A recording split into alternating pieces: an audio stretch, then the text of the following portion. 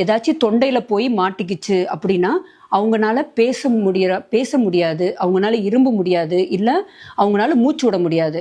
So நம்ம என்ன பண்ணணும், உடனே அவங்க பின்னாடி போய் நின்று, ஸோ இப்படி ஃபிஸ்ட்டுன்னு சொல்லுவோம், இதை இப்படி கையை வச்சு அவங்களோட நெஞ்சு எலும்புக்கும் அம்பிளிக்கஸ்க்கும் கரெக்டாக கையை இப்படி வச்சு இந்த கையை மேலே வச்சுட்டு 5 டைம்ஸ் உள்ளேயும் மேலேயும் அமுத்தணும். இப்படி இப்படி 5 டைம்ஸ் அமுத்தணும் அப்படின்னா என்ன பொருள் தொண்டையில் மாட்டிட்டு இருக்கோ அது உடனே வெளியில் வந்துடும். இதுவே 1 வயசுக்கு கீழே இருக்கிற குழந்தையா இருந்தால் நம்ம என்ன பண்ணணும், குழந்தைய தூக்கி தலைகளாக படுக்க வச்சு குழந்தையோட தலையை இப்படி கீழே வச்சு இந்த ஷோல்டர் பிளேட்ஸ்க்கு நடுவில் 5 தட்டு தட்டி கொடுக்கணும். இந்த 5 தட்டு தட்டுறப்ப என்னாகும், தொண்டையில் மாட்டிட்டு இருக்கிறது வெளியில் வந்துடும்.